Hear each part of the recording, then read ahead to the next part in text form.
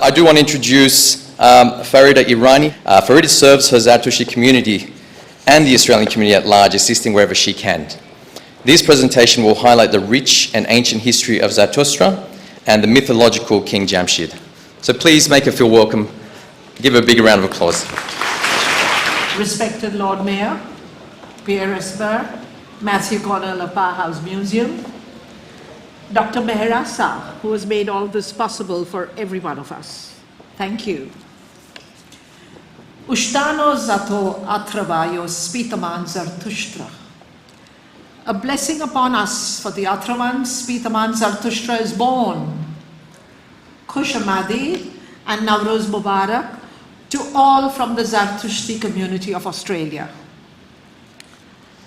Zarathustra, the prophet of ancient Iran, was a messenger of God and the first monotheist who spoke of one God called Ahura Mazda, the supreme intellect who we think of as this big spark of light, who has no form, no shape, no gender, and we see the footprint of God in every creation on earth, which we call Farohar, Fravashi, or guardian spirit. Zarathustra, meaning the golden shining star, lived in the reign of King Vistas of the Kianian dynasty, which was from 2000 BC to 700 BC. Plutarch, the Greek historian, writes about Zarathustra, Zoroaster, as a great prophet who lived 5,000 years before the Battle of Troy, which itself was fought in about 1200 BC. Zarathustra was a philosopher, an astronomer, a scientist, a physician, a great healer. This ancient religion was before the other major religions of Judaism, Christianity, and Islam, and influenced them greatly. We revere the 5 elements of nature, very similar to the ancient Vedic philosophy of India. He brought about the Zarthushti Deen or Dain, meaning consciousness. Our holy book is called the Korde Avasta, in which we have the main essence of Zarathustra's teachings called the Gathas or the songs of Zarathustra. There is no compulsion of any sort in the Zarathustra religion. According to the great prophet, freedom of thought, Vahumano, the good mind, and freedom of will is the foundation of human morals. Virtue and vice owe their existence to man's free will. He says, listen and ponder with the light of reason, decide and discriminate, and thereby choose your faith, following the path of Asha, truthfulness, purity, love, righteousness, which is good thoughts, good words, good deeds. Manashni, Gavashni, Kunashni. And now we will have Dr. Rustam Farhadieh speak on the Iranian Zoroastrian mythological and historical aspects of Nowruz from the time of King Jamshid. Good morning. Nowruz literally means the new day, the solar or spring equinox of the northern hemisphere, the end of winter and the resurgence of life. It is a universal constant, not the birth of a king, a prophet, or even a nation, but the rebirth of life itself. It's not just a celebration for us Iranians. This new day that has withstood the test of millennia, famines, plagues, and invasions is perhaps the most defining and enduring feature of our Iranian identity. I want to speak about mythological roots of Nowruz today. What is human experience if not telling of stories? The fabrics interwoven of our individual and collective experiences that eventually defines us. Not only looking backwards, but also looking forwards. Mythology is telling of our stories to explain our world, its phenomenon, and how we fit into it. Our place in the cosmos, no less. For all historic people, these mythologies are born of their collective consciousness and culture. The commonalities of human experiences are also striking. Some are borrowed, but others are independent. As it is often said about history, these themes may not repeat exactly, but they most certainly rhyme. For example, the founder story of the baby down the river is not just in Nile and of Moses, but in Euphrates with Sargon the Great. So it is with apocalyptic times that brings me back to Nowruz, the new day, Zoroastrianism and Iran. And by the way, when we speak of Iran, we mean the Iranian plateau and the Iranian people, which stretches from the Oxus River and the Aral Sea on the northeast, the Aras River on the northwest of the Caspian Sea, to the Euphrates River to the west, the Persian Gulf to the south, and the Sindh River to the east.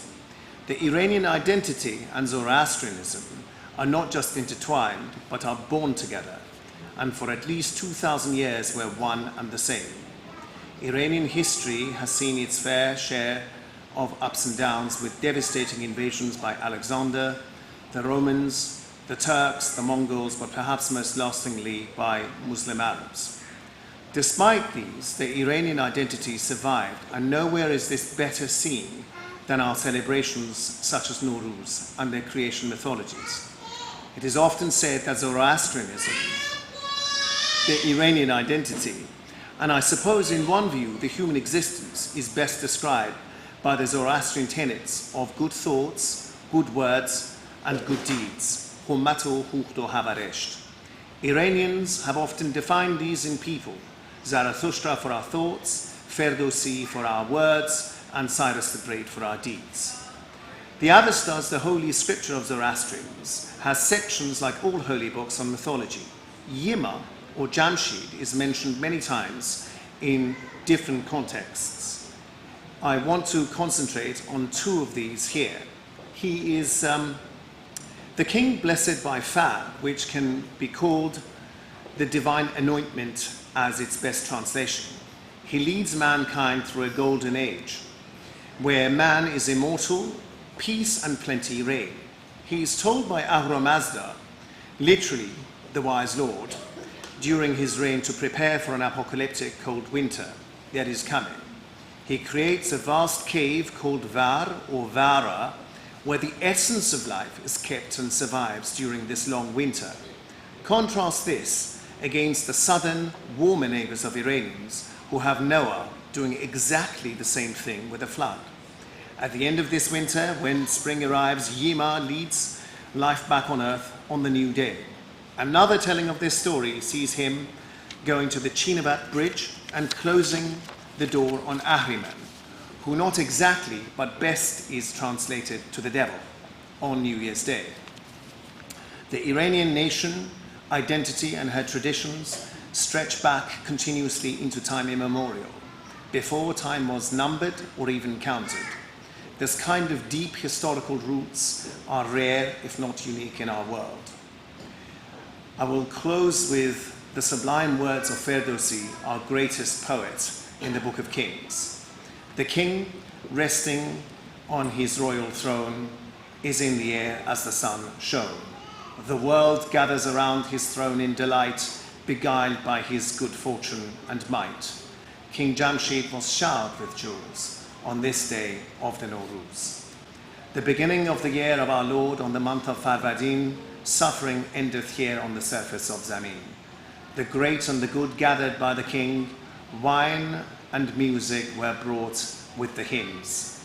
Such auspicious celebrations in those ancient days remains a memory of our kingship's reigns. چو خورشید تابان میان هوا نشسته بر او شاه فرمان روا. جهان انجمن شد بر آن تخت او، شگفتی فرو ماند از بخت او. به جمشید بر گوهر افشاندند، من آن روز را روز نو خواندم. سر سال نو هرمز فرودین برآسوده از رنج روی زمین. بزرگان به شاهی بیاراستند، می و ورد و رامشگران خواستند. چنین جشن فرخ از آن روزگار، به ما ماند از آن خسروان یادگار. Thank you. Thank you, Dr. Rustam, for this very enlightening talk on King Jamshid. And now we are going to have our Farin Kianian, a Zarthushti from Iran, speaking about the origins of Nowruz, which are based on the principles of the Zarthushti Dane, and the script was written by Nazanin Khorshedian and edited by Farin herself. So Farin will come on stage. and our children will be there as well. Nowruz is an ancient national ceremony which is the first day of spring in the northern hemisphere at the time of the vernal equinox. Nowruz means new beginning and has been celebrated for centuries, and it doesn't belong to a certain religion or tribe, though its roots are from the Zarthushti religion. Since ancient times of King Jamshid, it has always been celebrated by everyone in Iran, Persia, and even today it is celebrated in all the countries that used to be part of the big Persian Empire. This year Nowruz is on the 20th of March at 2:06 p.m. Sydney time, which is the exact time of spring equinox in the northern hemisphere.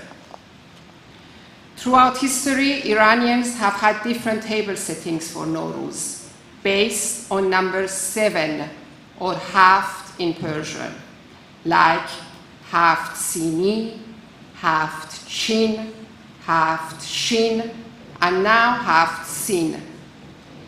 In all these tables, number 7 is the common symbol of 7 Amshas Pans, which represent the 7 divine beings or attributes of your own being and divinity.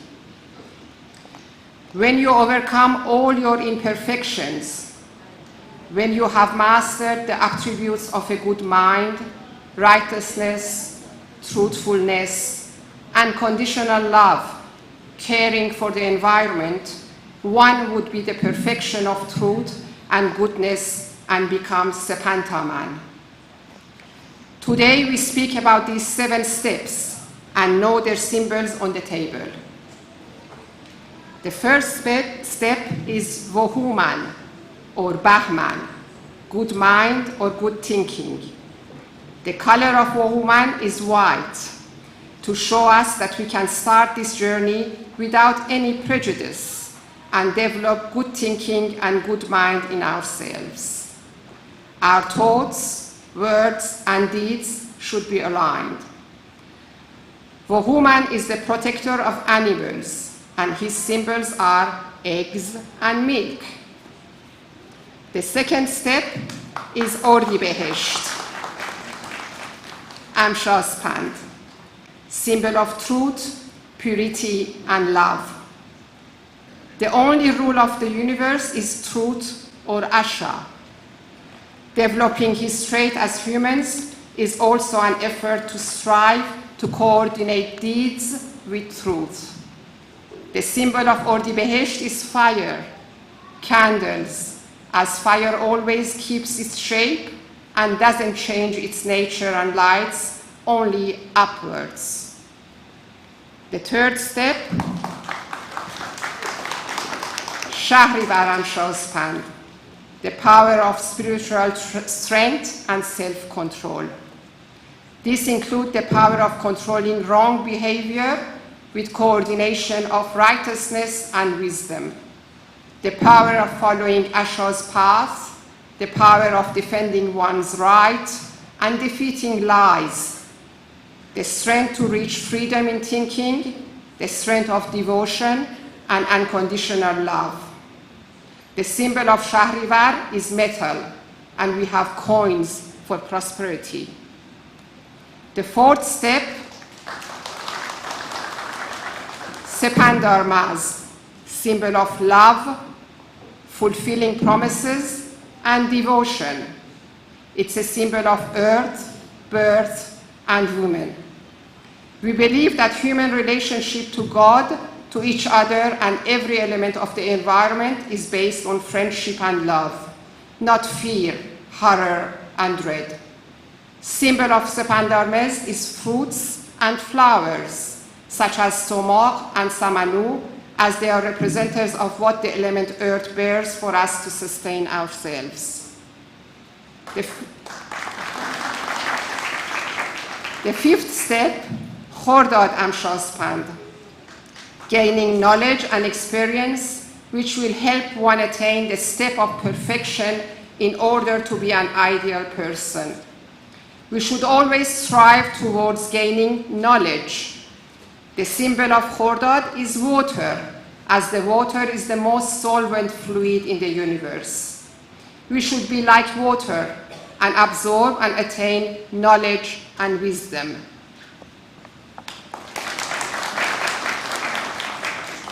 The sixth step is Amardad Amshazpand, symbol of eternity and immortality.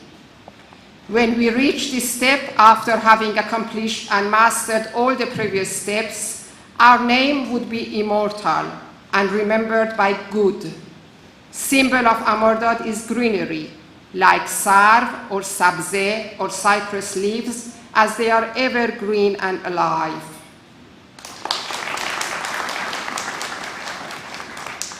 The seventh step is being the perfect human, Sepantaman.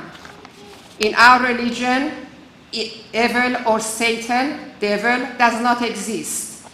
You decide the worst of you, Angraman, or the best of you, Sepantaman, and it is entirely your choice or decision, as we have a free will as humans. When you become Sepantaman, you will be the creator of good, purity, and truth, the ideal being. The symbol of Sepantaman is as human, standing next to the table. Let's all practice and strive to become Sepantaman, the perfected being. Before Nowruz, we start our spring clean, Khane Takani, and the last 5 days before the new year is our spiritual clean, putting aside our differences, looking at our behavior, and working on our goals for the new year.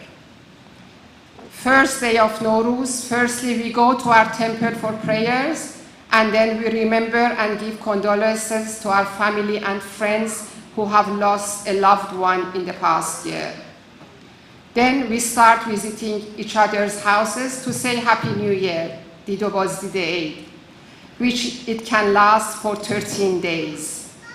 The host welcomes the guest with mirror, symbolizing self-reflection, rose water for good scent, and white sweet, noql, for a sweet year ahead. Nowruz festivities are finished on the 13th day, Sizdabadar, the nature day, which we spend in the nature. I wish everyone celebrating Nowruz a very happy, healthy, joyful, and prosperous new year. Thank you.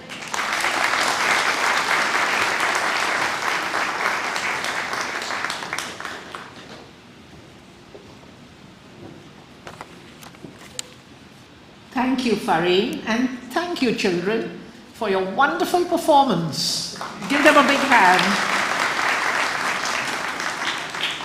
And now we are going to have Ferengis Pajdikar, a Parsi Zarthushti from India, speaking on Nowruz celebration in India and Pakistan and the rest of the world. We are the proud Parsis from India, a few from Sri Lanka and Pakistan. Pakistan was a part of India when our people landed on the shores of Diu, a small island in Gujarat, on the west coast of India, as refugees from Iran in the 7th century AD to escape persecution during the Arab invasion. Some of our ships went to Germany, Russia, China, and India.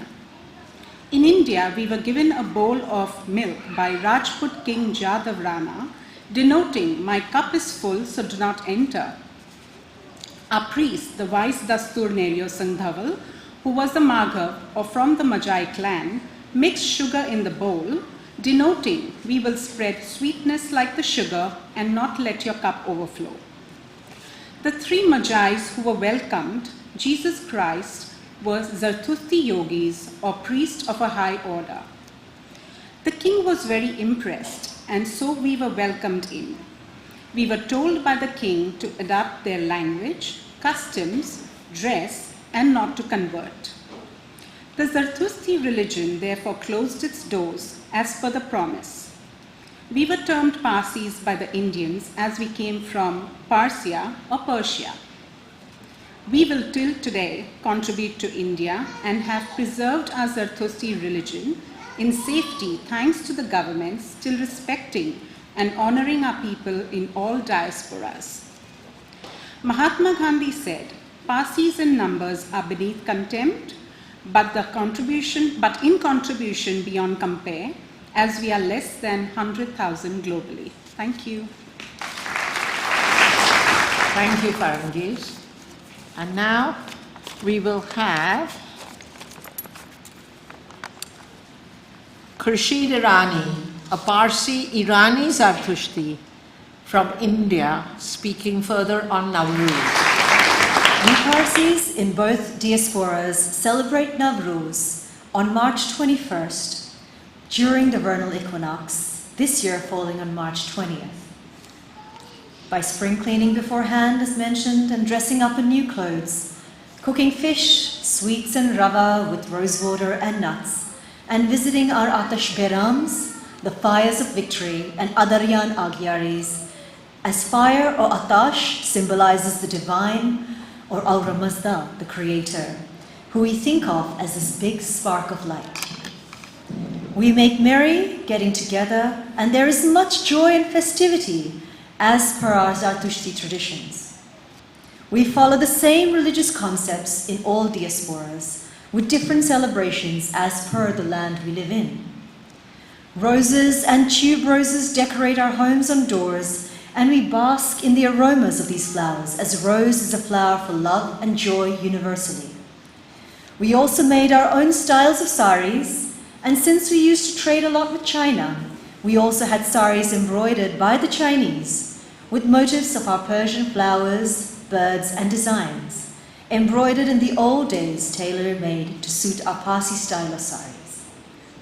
Some of these are now heirlooms handed down from one generation to another. We also have many of our people who have migrated to the USA, Canada, the UK, and a lot of us now in Australia and New Zealand as well. We have the ability to adapt ourselves wherever we go and contribute to the land we call home and towards the wider community at large. Most in our Zarthushti community are professionals and entrepreneurs. Some of us, like our Iranian brethren, also lay the hafshin or seen tables in India and Pakistan. A lot of Zarthushti families, like my father's side, who came from Iran into India as late as the last century, brought all these customs also with them. We also have the custom, like our brethren in Iran, to visit all our relatives, especially the elderly on Nowruz, to pay our respects to them and wish those who have lost their loved ones, as mentioned, to give them solace and strength to move forward in the new year. Thank you, Khurshid. And now we have our Mayor Dangor speaking on the essence of Atash, our holy fire, and will then introduce our young Mobeds or priests to you all. In the Atash Kadeh, our fire temples, we have the four elements: fire, water, wind, and earth. Fire is a symbol of Asha, love, truth, and purity, which is the only element out of the four elements that is never contaminated, and it always lights upwards and maintains its original nature. Fire is the flag of the Zoroastrian or Zarthushti religion, and it is the symbol of light that defeats darkness. We nurse and revere the fire as a powerful element of Ahura Mazda, as it symbolizes him who has no form, no shape, no gender, and without which there can be no light, no warmth, no love, and no life. We don't worship the fire, and we don't face our temple to pray. We face the directions of the sun, lights, and candles. The sun is the fire element of the universe. We now have our Mobeds or priests, Edward Rusbe Desai and Edward Darian Shalori, tending to our holy fire and chanting ancient mantras of Yatha Ahuveryo for courage, strength, and protection, and the Ashem Vahu for Ashoi, Asha, which is the path of truthfulness and righteousness. striving to get there to the best of our ability, which then leads to Ushta, endless joy and bliss. The Yenge Hatam is the third ancient prayer, which is for seeking harmony with righteous people. All living human beings are remembered and blessed for their diligence in following the path of truth and righteousness. Both Rusbe and Darien are ordained priests who are busy in their professions, but they also do ceremonies for the community as a service to our people. The senior priests are known as Dasturs. Thank you, everyone.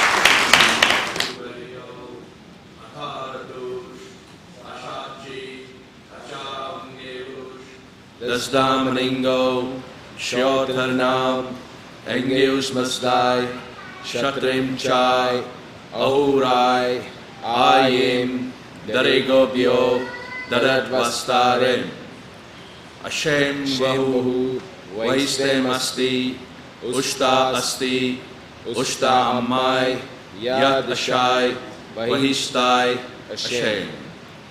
Yenge Hatam, Atyesne, Paiti Vango, Mazdauro, Veritra, Ashat, Yang Hamcha, Tauscha, Yasmaide.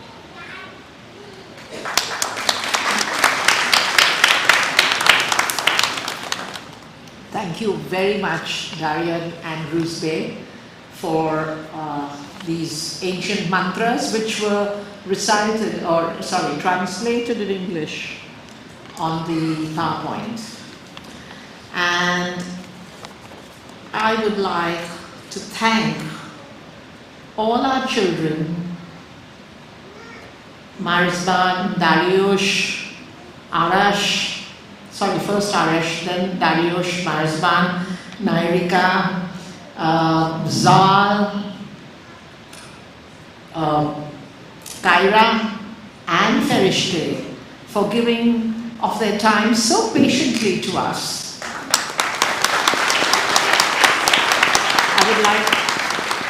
I would like to thank Shanaz and Zarwan Kotwal. Shanaz is right there, who was monitoring the PowerPoint. And the two lovely boys, Arish and Barasban, are their children. Also, Farin Kianyan for the wonderful presentation from Iran.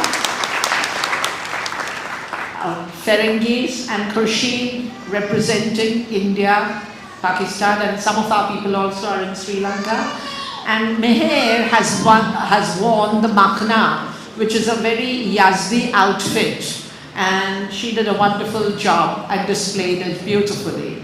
So I would like to also thank Dr. Mehrasa and honor her for this starting or initiating this Nowruz festival year after year, and she perseveres and it gets better and better. So we would like to honor her the way we do in India with a shawl. If Dr. Mehrasa can please come up.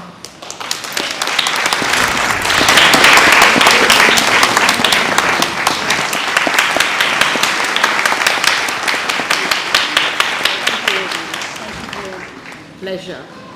And I would also like to thank Zara for laying the table. Thank you, Zara. And Pip Hall and her team, Sky and Eleni and all the others, Zoran, for really supporting us throughout this rehearsals and the lead up to this event.